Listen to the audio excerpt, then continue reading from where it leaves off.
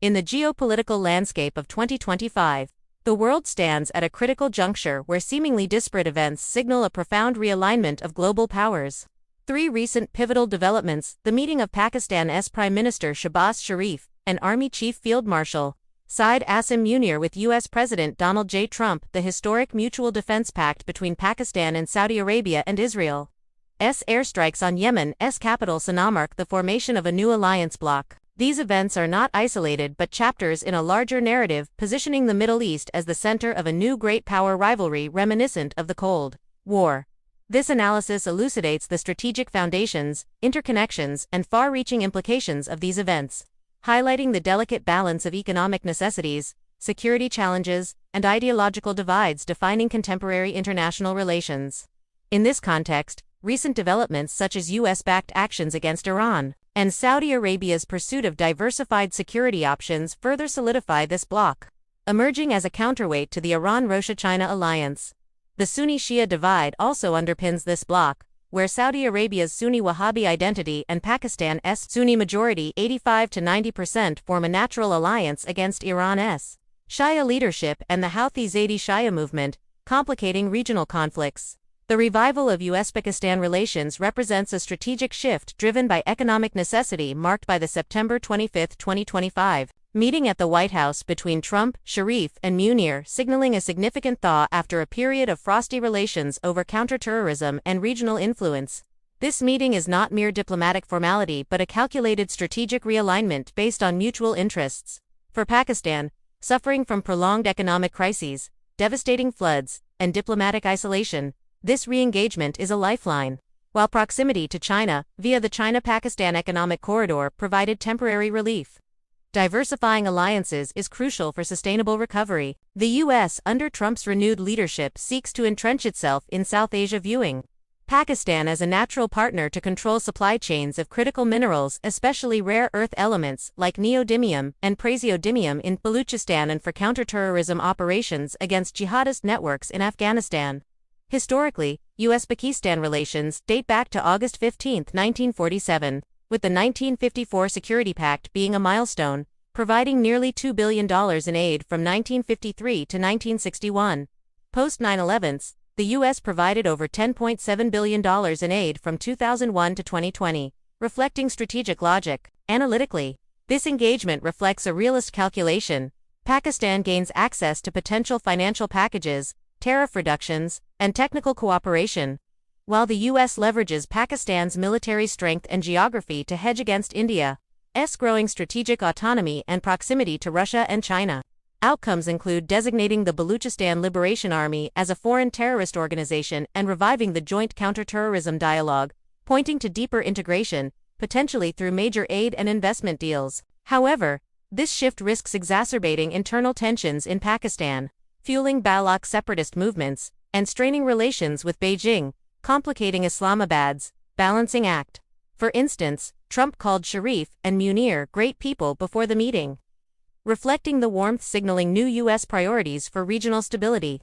Furthermore, Pakistan seeks U.S. assistance to build a new port on the Arabian Sea, highlighting Baluchistan's strategic importance. Simultaneously, the signing of a strategic mutual defense agreement between Pakistan and Saudi Arabia on September 17, 2025, shifts regional security dynamics.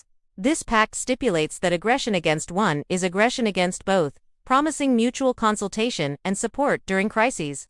This is not mere rhetoric but integrates Pakistan's military capabilities, including nuclear deterrence and conventional forces, into Saudi Arabia's defense architecture, especially given Riyadh's prolonged entanglement in Yemen against Iran-backed Houthi forces. Historically, Saudi-Pakistani defense cooperation began with a 1982 protocol, laying the groundwork for decades of military training and collaboration. Under Crown Prince Mohammed bin Salman, MBS, this agreement is part of Vision 2030, deeming regional stability essential for economic growth. Saudi motivations stem from vulnerability. Houthi missile and drone attacks exposed gaps in its air defense, compounded by inconsistencies in U.S. security guarantees, such as Washington's weak response to the 2019 attacks on Saudi oil facilities. For Pakistan, the pact promises economic benefits through investment and energy links but risks entanglement in conflicts. With Iran or the Houthi scenarios, Islamabad has historically avoided to maintain strategic flexibility, we say we's India. Crucially, while rumors of extending Pakistan's nuclear umbrella to Saudi Arabia circulate, official clarifications emphasize the pact's limited scope, focusing on air defense training and planning rather than full extended deterrence. This development strengthens the Sunni axis against Shield Iran and signals Riyadh's pursuit of diversified security options amidst regional chaos. For example, joint military exercises in August 2025 reflect expanded cooperation based on the 1982 protocol. Additionally, Saudi interest in the Reko-Deek mining project in Pakistan signals an initial investment of nearly $1 billion, potentially affecting relations with Iran given Pakistan's 10 to 15% Shia minority. The third pillar of this narrative is Israel's intensified air campaign against Yemen, demonstrating resolve to neutralize threats to Tel Aviv and secure vital maritime corridors through strikes on Sana'a. On September 25, 2025, Israeli warplanes targeted Houthi positions in Sana'a, part of broader violence in August and September that killed several Houthi officials and media personnel. These long-range missions, like the September 10 strike covering 1,480 miles to hit 15 targets, demonstrate the Israeli Air Force's operational reach, enabled by aerial refueling and advanced weaponry, under Prime Minister Benjamin Netanyahu. These strikes are part of Operation Moving Package, targeting Houthi propaganda headquarters and camps. Strategically, these actions are not just responses to Houthi drone and missile attacks on Israeli territory but preemptive declarations against Iranian, Chinese, and Russian ambitions to maintain freedom of navigation in the Bab el-Mandeb Strait. The Houthis, key Iranian proxies, led by Abdulmalik al-Houthi, pose an existential threat to Saudi and indirectly Israeli interests. These strikes send a clear message: any challenge to the status quo in these waters will meet a decisive response. For instance, the September 10 strike killed at least 35 people, showcasing Israel's strategy to degrade Houthi capabilities, which has intensified in recent months. Yemen's civil war began in 2014 when Houthis seized Sana'a, intensified by Saudi intervention in 2015. Iran's Islamic Revolutionary Guard Corps (IRGC) has supported Houthis since 2009, leading to over 190 attacks in 2024 to 2025, reducing container traffic in the Red Sea by 75%. Linking these events reveals a coherent pattern of alliance formation. The U.S.-Pakistan revival, bolstered by economic and security incentives, combined with the Saudi-Pakistan Pact, forms a bloc comprising the U.S., Saudi Arabia, Pakistan, and indirectly Israel.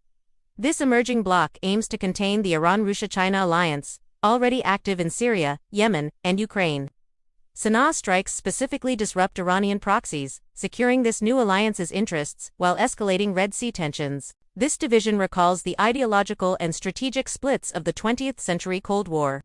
With the Middle East as the central theater, economic interdependence such as energy supplies and mineral resources as the stakes, making the region a hub for hybrid warfare where proxy conflicts, cyber operations, and economic sanctions meet conventional military positioning.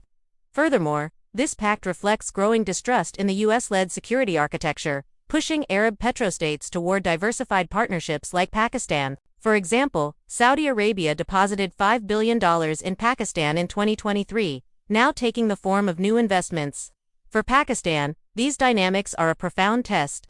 The allure of financial stability through U.S. and Saudi partnerships must be weighed against the risks of alienating Iran and China, which could invite border violence or economic retaliation.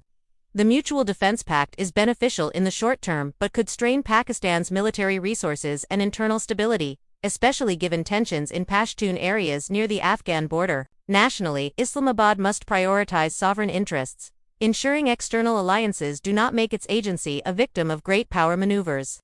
Globally, this realignment predicts greater chaos. The Middle East, spanning Yemen, the Gulf, and South Asia, could become a battlefield for proxy wars, impacting global supply chains, energy prices, and nuclear proliferation.